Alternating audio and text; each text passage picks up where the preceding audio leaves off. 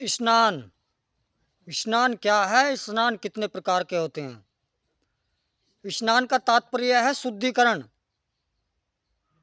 अर्थात शरीर या कोई वस्तु मल से अगर दूषित हो जाए तो उसे जल से या अन्य पदार्थ से प्रयोग करके उसे शुद्ध किया जाता है।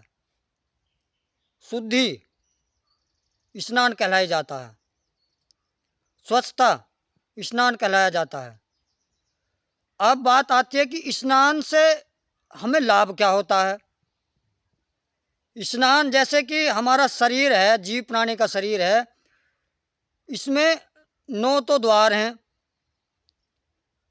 त्वचा जो छोटे छोटे रंध्र होते हैं शरीर के अंदर, उनसे अपशिष्ट पदार्थ यानी गंदगी बाहर निकलती है और शरीर दूषित हो जाता है, अधिकतर सोने के पश्चात और मल त्याग के पश्चात।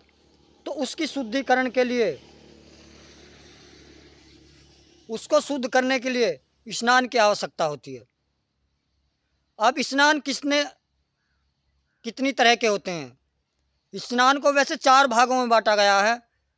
पहला स्नान बताया है ऋषि स्नान, दूसरा देव स्नान, तीसरा मानव स्नान और चौथा स्नान होता है ब्रह्म राक्षस स्नान। यानी कि 4 भागों में 4 तरह से स्नान किए जाते हैं जीव प्राणी के। अब स्नान की प्रक्रिया कितने प्रकार की होती है? पहला स्नान होता है जल का स्नान।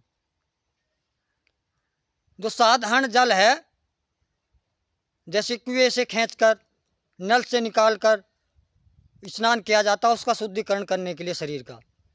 दूसरा स्नान होता है नदी, पवित्र नदियाँ, पवित्र झरने से तन की शुद्धिकरण का स्नान होता है।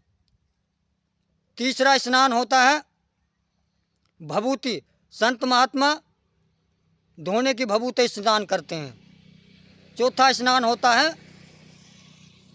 मिट्टी, जिसे चंदन कहते हैं। कभी कभी आपने देखा हो कि हम हरिद्वार को जाते हैं तो जल की व्यवस्था ना होती तो मिट्टी से, चंदन से हम हाथ को धो लेते हैं।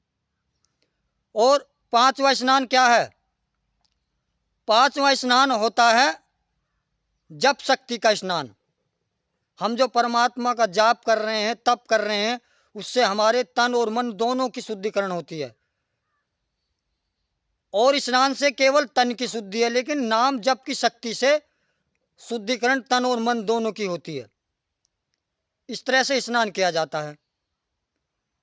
धीरे धीरे स्नान से शुद्धिकरण होके, पवित्रता होके मंदिर में, और हम कर्म जो करते हैं भक्ति का, तप का, उसकी शुद्धिकरण होती है। इस शुद्धिकरण से जो है मन पवित्र होता है, प्रफुल्ल हो जाता है। इस तरह से 5 स्नान हुए। छठा स्नान होता है वायु स्नान।